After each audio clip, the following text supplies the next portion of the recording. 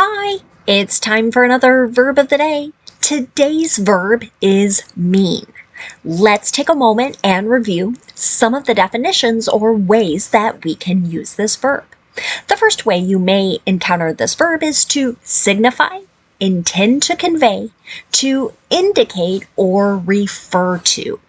So here, someone might suggest one thing signifies or indicates that something else may happen or may occur. A second way to use this verb can mean to have something as its signification in the same language or its equivalent in another language. So this is a great definition for people who are learning English because you probably hear this used quite a lot as you study new words and figure out what is similar to it in my first or most dominant language. This is something you hear quite a lot. Anytime you're studying a new subject, you have to learn what certain words mean, right? We'll use our verb here to understand why they are significant or how they impact the meaning of other terms and language in that field. A third way to use the verb mean can suggest to genuinely intend to convey or express something. So here, someone might say something with a certain tone that you think, right, that seems rude or that seems insensitive. But maybe they did not genuinely intend to have that sort of reaction or cause that sort of feeling. Other times, someone might need to clarify what they were intending to convey. A fourth way to use the verb mean is to be of some specified importance to someone. Maybe you've heard a phrase like, you mean the world to me, right? That's suggesting extremely significance or extreme importance to someone. Another way to use the verb mean is to intend something to occur or for something to be the case. So many times this gets used as a result of forgetting something. So you might hear in the past tense, oh, I meant to call you. I meant to respond to your email. I intended to do that. And then oftentimes it means, but that didn't actually happen. A sixth way to use the verb mean is to have a particular consequence or result. We'll look at an example sentence with that a little bit later. For now, you should know that mean is an irregular verb. If you want to make the progressive form of this verb, all you need to do is add ing, and that forms meaning. However, I should note, it is very uncommon to hear this particular verb used in the progressive. And that's because it's considered to be a stative verb. So a verb that describes a state or condition. So while you may not encounter it in present progressive or past progressive, you still will encounter the gerund form. So it's still good to know its pronunciation and spelling. As for the past tense and participle form of this verb, we are not adding ed because this is irregular. Instead, we add a t to the end of the verb, and our vowel sound is going to change. So we're going to go from a long e to a short e and say meant. Meant. Okay. Now let's take a moment and review some phrasal verbs with mean. The first you might encounter is to mean by.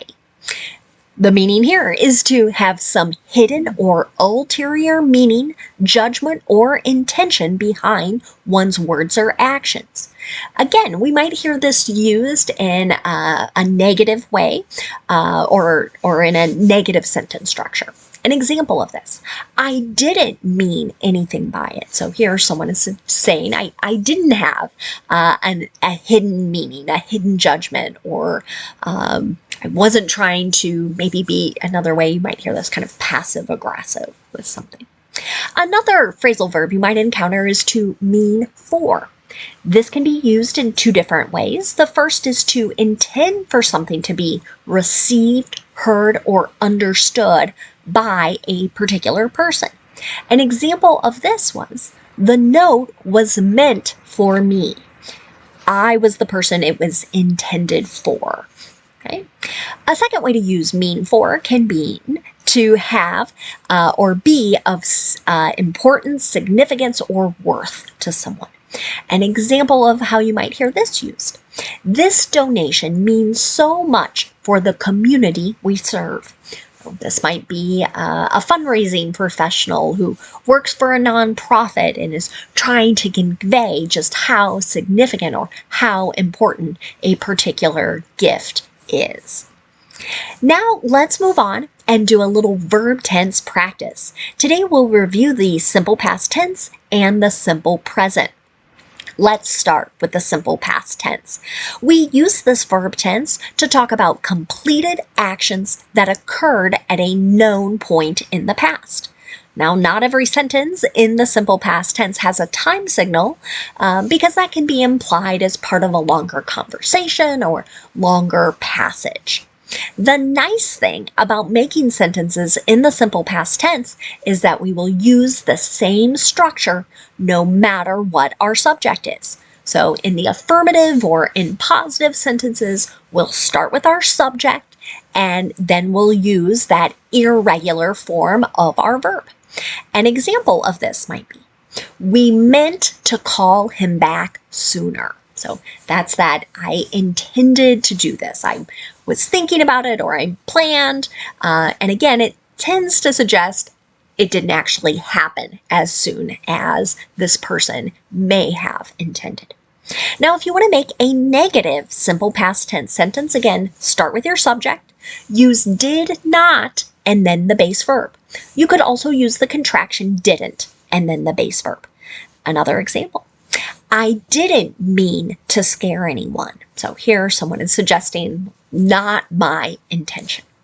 Finally, if you want to make a yes or no question in the simple past tense, start with did, then you'll have your subject, and then the base verb.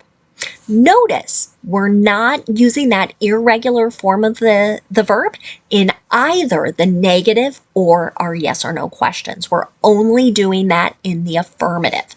Let's look at our last example. Did she mean to offend so many? Okay, so maybe reflecting on kind of, was that on purpose or not? Now let's move on and we'll make some sentences in the simple present. We use this verb tense to talk about habits and routines.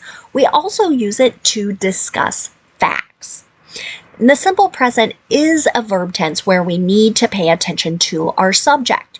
If our subject is I, you, we, or they, then we just use the base verb. No special endings or suffixes.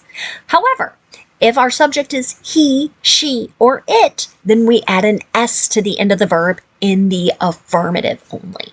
Here's an example sentence. Animals mean more to her than anything else. Here's a sentence discussing that importance or significance. Now let's make a sentence in the negative. To do this in the simple present, again, we pay attention to our subject. If our subject is I, you, we, or they, we'll use do not and then the base verb. But if our subject is he, she, or it, we'll use does not and then the base verb. No special endings on the end of the verb here. Here's another example. Having my number doesn't mean you owe my time. I heard a sentence very similar to this. Someone who was kind of complaining, I think, about always being reachable, having a boss or supervisor that is constantly wanting certain things at various hours of the day outside of working hours. And again, they're talking about what this signifies. Finally, let's look at making a yes or no question in the simple present. To do this, we'll start with do or does, then we'll have our subject, and then the base verb. Notice again, the only time we're adding an S to the end of the verb is in the affirmative when we have a singular subject. So one man, one woman, one thing. An example now of a yes or no question might be, does this reclassification mean it will be difficult for employers to hire sufficient workers? This yes or no question comes from some recent news in the United States based on how our government classifies certain degrees. And here, this is a question about that meaning of consequences. So I want to know, what are the results from this particular change? Now, let's spend a moment looking at some words that are related to our verb mean. And the first word we're going to start with is just the noun form of this word. The noun mean has the exact same spelling and the exact same pronunciation as our verb. When we use this word as a noun, we are referring to an average. So this is a mathematical calculation where we add up a quantity of things, and then we divide by that number, by that quantity.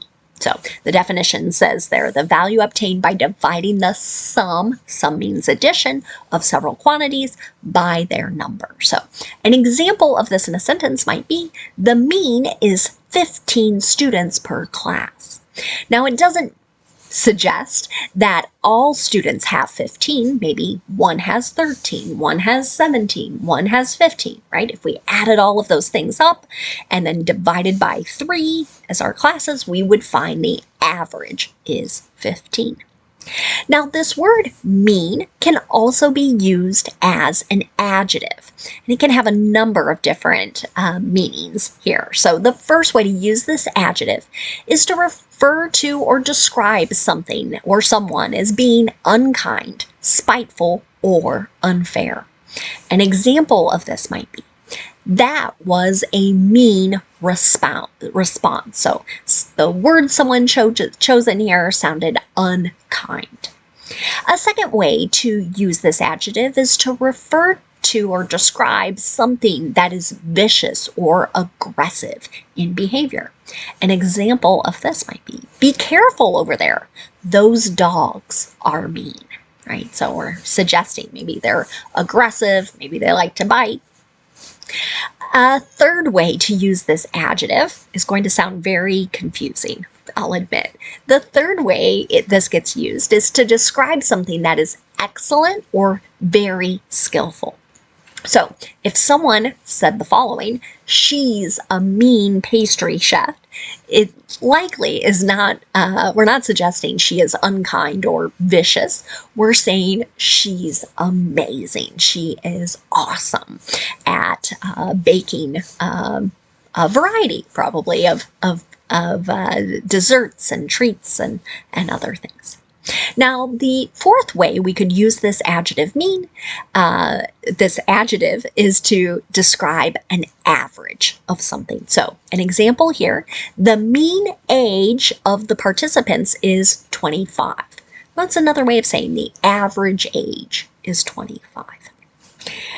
The next word we'll discuss is the noun meaning. We said earlier this is a gerund, and quite often, and what I use in my video here is this word a great deal, and it's referring to what is meant by a word, a text, a concept, or some action. An example of this might be, has the meaning of today's verb surprised you at all? One last word for us today. It's the adjective meaningful.